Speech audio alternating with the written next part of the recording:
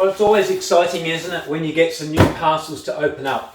And I thought I'd especially share these with you because these two parcels here are actually new tools. Now, you may not be into tools, you might not be such a tool fanatic. I'm not a fanatic, but I like tools, especially when they're bicycle related, of course. So here's two new tools I'd like to share with you because they're good value for money and they look really good. Now, I'm hoping that these are going to turn out like they say.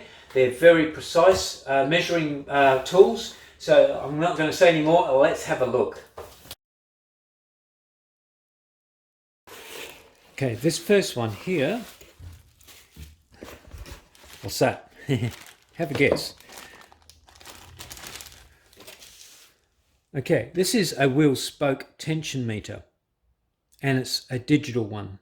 And I'm assuming that the battery's already in there. Well, here we go. All right. Very nicely made. It's aluminium with some stainless steel bolts and spring in there. Very nice. You can take it all apart by the look of it.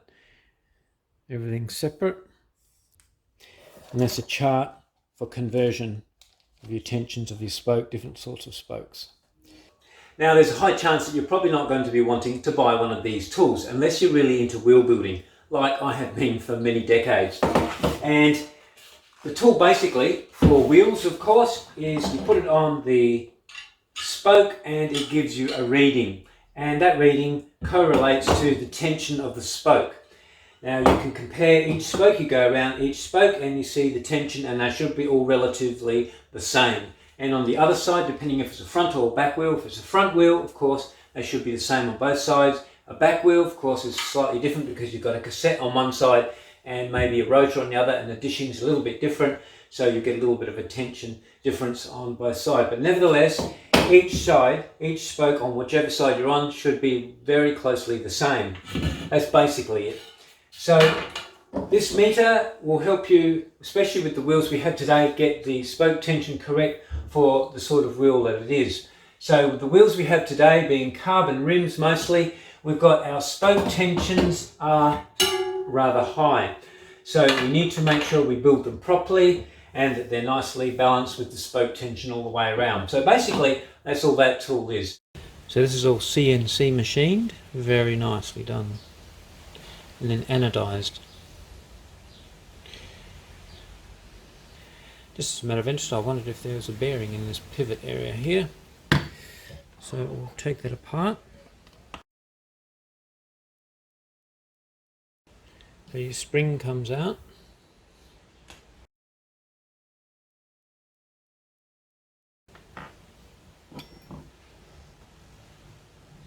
And indeed there is a bearing in there. Oh, and there's a bearing in the top part as well.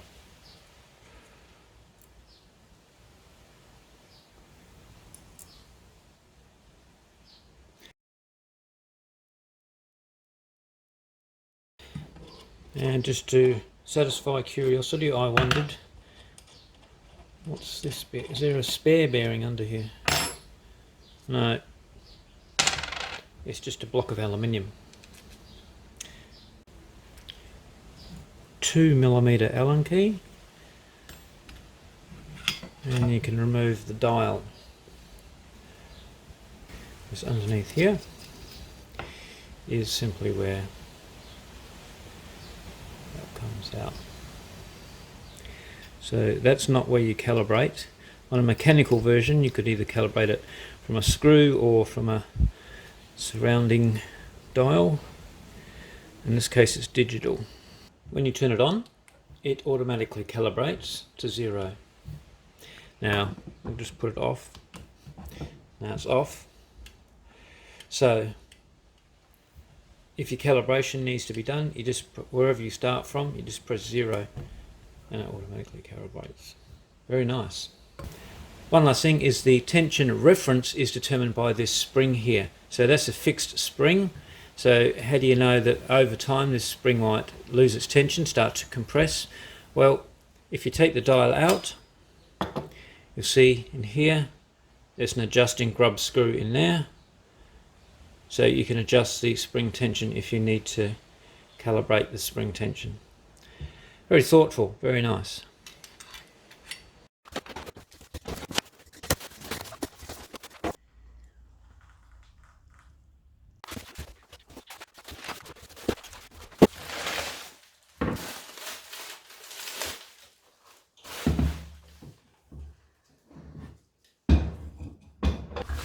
Well, finally got it unpacked, and going by these bits, can you tell what it is now? Maybe not until you see this bit properly. Now you know what it is. It's a bike wheel touring stand. Yep. And I've already got a bike wheel touring stand. The good old top of the range Park, and this is a great touring stand. But I've gone to this for a reason. And the reason is what's in this box here, or these 3 boxes.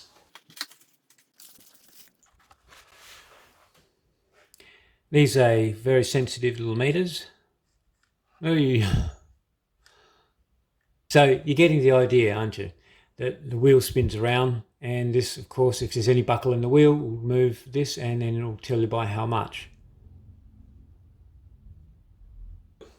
Now, it's all very well, it looks nice and shiny, it's all brand new, but of course with the tool, it has to fulfill its purpose very well. Now, a tool like this, well, going by the materials alone, let's have a look. I'm going to get a magnet out and I'm going to tell you what it's made of. The base plate where it sits is aluminium, but it's very thick and it's actually quite heavy for aluminium. There's a little logo on there as well, Tenny bike. And they've got the holes drilled in just the right place, not only to fix the main frame, but also to affix it to a bench. The arms are aluminium, and all the sliding bits, including the knob threads, they're all stainless steel because the magnet does not stick to them. That's quite amazing. Does not stick to that either. Now on the main stand, the nice gold knobs, aluminium, stainless steel, nothing magnetic. The arms are aluminium, not magnetic. Well, that's magnetic. So the little indicator arms here are magnetic. So they're steel, chrome plated. The back plate is aluminium probably. All the bolts, the magnet is not sticking to any of the bolts, so they're all stainless steel. The main winder here, the adjuster for the alignment, that is, the magnet's not sticking to that, but it is sticking to these rods here, so the magnet's sticking to them. Fair enough. First thing would be to attach the main frame to the base plate. So there's little bolts under here, 4mm Allen key. So here's the 4 bolts to attach the main frame to the base plate, and there's no grease on the thread, so of course you've got to put a bit of grease on the thread.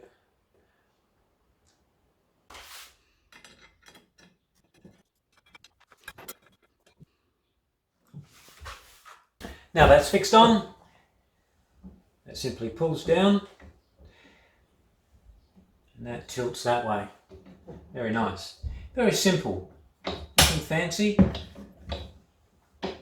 Just a hole drilled through with a bolt, that's all you really need. I'm not going to fix this to a bench, I'll fix it to a heavy piece of wood probably, so at least I can move it around, whereas if you attach it to the bench you're pretty much stuck. It's okay if you've got lots of space, but I don't have heaps of space in my workshop, so I'm just going to attach it to a heavier wooden base.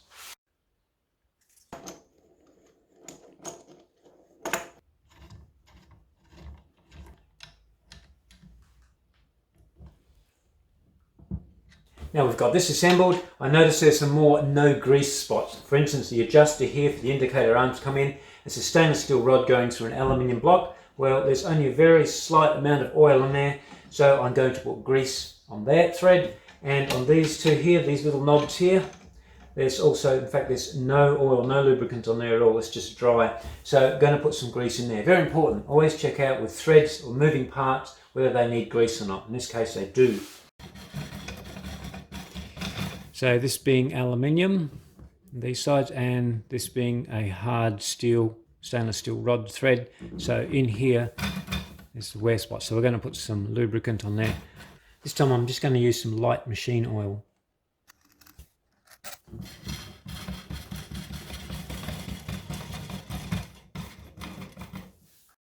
Now this part here screws into the arm, and then you can attach the instrument dial onto there, and you can measure the buckle if there's any on the rotor, the disc brake rotor on your wheel.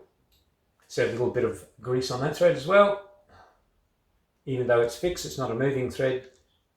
Now that we've lubricated all the little threads and necessary bits, we can put on the dial indicators.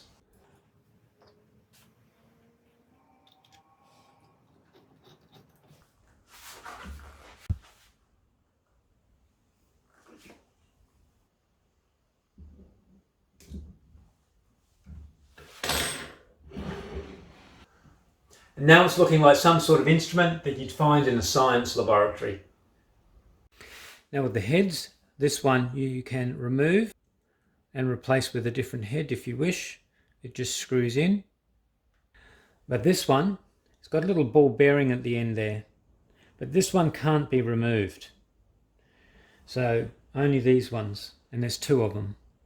So you could probably put a roller on there or some sort of another one of them or whatever. But anyway, it's got these, it comes with these, so they should be effective enough. Now the dial indicator should come back to the same point when it's at rest every time. So ideally you'd want to move the 0 on the dial to where the pointer is at rest, and you can move the outside here of the dial, and of course I'm going to make this 0 so it always comes back to 0. So you can do that to all the dials. Now the stand also comes with a through axle adapter so that you can put your through axle hubs in there. So obviously disc brakes usually got the through axle. Some of the early ones come with quick release, but now they're pretty much standard through axle.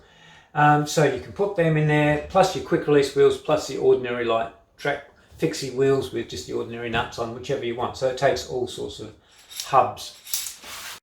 So let's take this wheel testing jig and take it for a test ride. So we're going to use the front wheel from my Canyon Air Road, and it's a disc through axle front wheel. So with the tire and tube on, you can't use this at all. So you've got to take your tire and tube off to get good measurements. So let's take them off. Now let's have a look at the truing stand, just using it as a truing stand in the traditional sense. So without the dials. The dials come on and off these rods quite easily. As you can see, just on, off, very easy. So we won't use the dials yet, we'll just have a look at the stand as it is. So here's our through axle adapter, and our wheel we're going to use, disc brake wheel.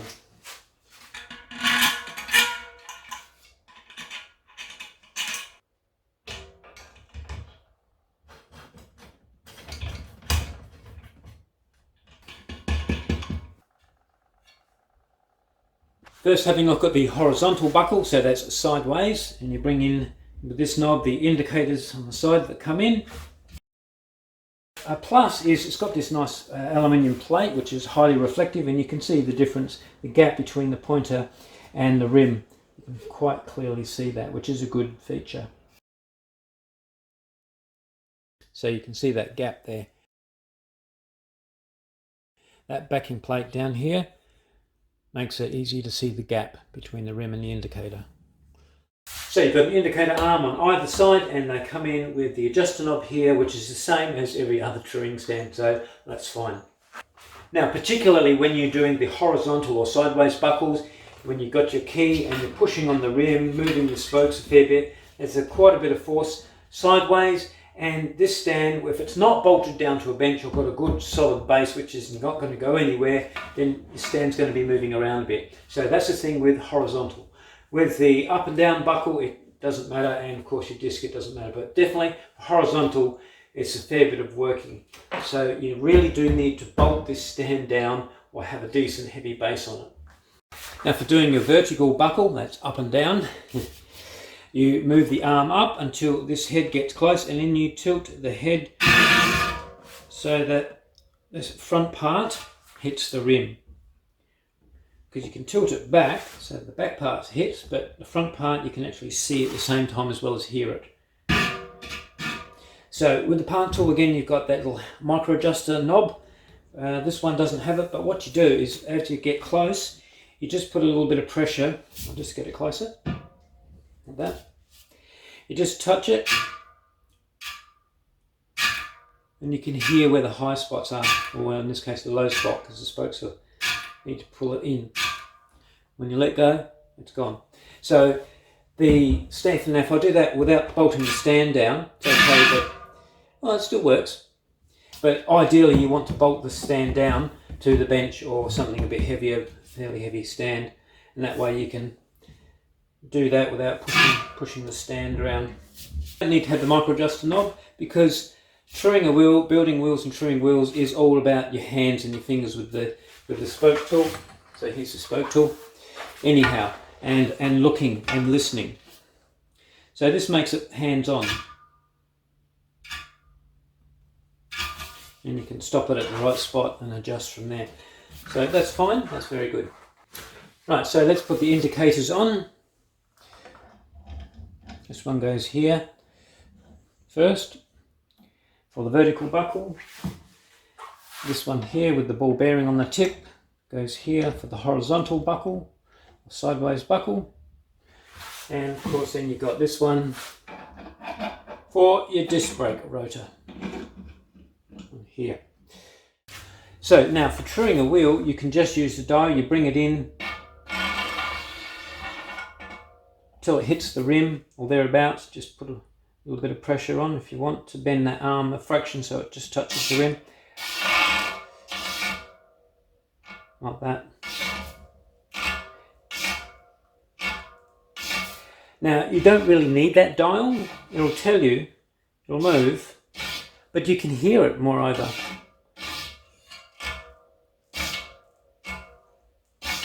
So you know from here to there. So you know where the buckle comes out on this side. So you don't really need a dial to tell you how much or anything. It's not important. What is important is the fact that this comes out a bit, so you need to loosen the spokes here, tighten them on this side to pull that rim back that way a fraction. So you really only need something to touch the rim to make that noise, or that you can see the gap with that base plate underneath. You don't need a dial. Now with dials, you can measure maximum deviation, so the total amount that a wheel moves in its buckle. And that's why I actually bought this stand with the dials, so that we can get brand new wheels, put them in a jig and measure how much they are out. Once they're out of the box, how much deviation there actually is. So let's have a look. So you bring the dial indicator in so it touches the rim at all the way around, except just in that one spot. It just misses by a fraction of a millimetre. Not even that. You could just touch it and it will move it in. So you set that at 0 and then you move it to find the maximum deviation. My glasses on so I can read it. So we're up to 17, 15, 10, 9, 5, 0.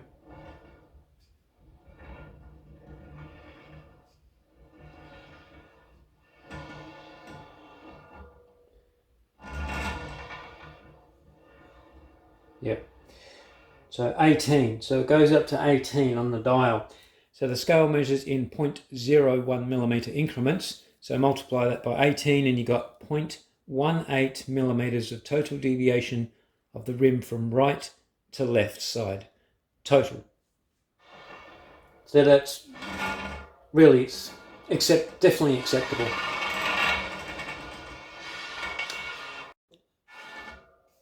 So the rim's just touching there. The furthest away point that I can judge is right here, where that mark is. So I've chalked it. How are we going to find out how accurate this dial is? What we're going to do is do the reverse. Just use it as an indicator. So it's clear all the way around the wheel except for just there. So from where it's hitting to the furthest away, and I've already marked it with a piece of chalk, I'm going to measure it with a feeler gauge. I've got a feeler gauge here at 0.178 and another one at 203. So we're going to just try the 203. Put that in at the spot. And I can just feel it scraping. It's just moving the dial. Just a fraction.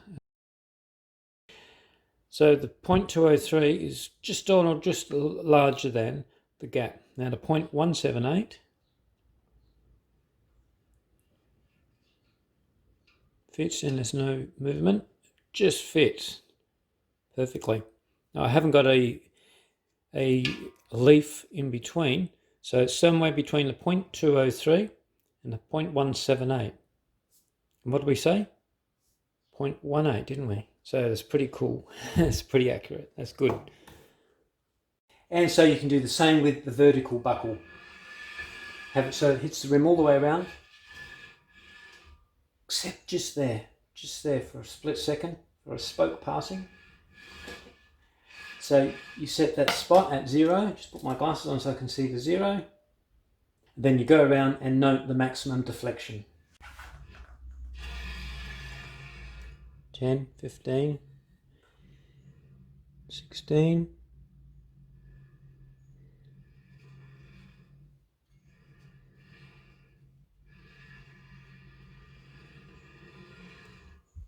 So it looks like about 16 to 17 points there. So again, that's pretty good for a vertical buckle. And exactly the same scenario with your rotor to find your maximum deflection.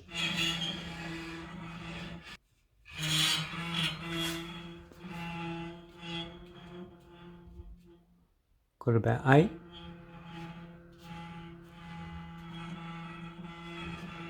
It's finding the holes in the rotor as well.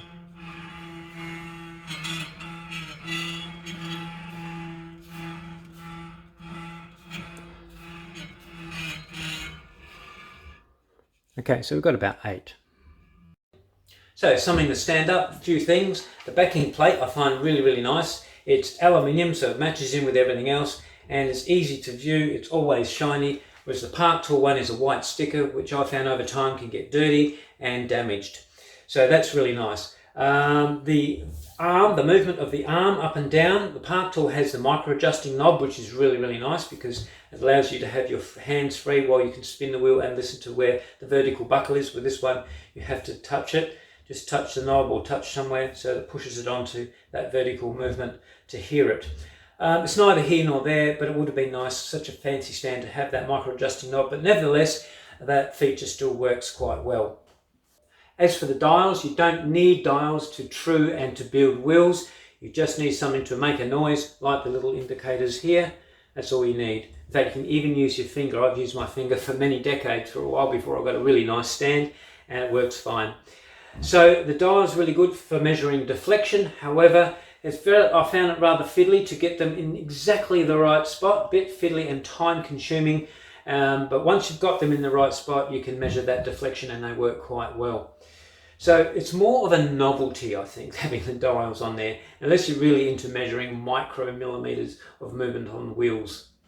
As for using this day after day, year after year in a workshop situation, doing lots and lots of wheels, personally I don't think it's strong enough. Your Park Tool, and there's others that are stronger than this. However, in a home environment, home workshop, absolutely, you can certainly do lots and lots of wheels with this. It will certainly fulfill all your desires as far as wheel building and truing is concerned. There is one thing that this stand does really well. It looks good.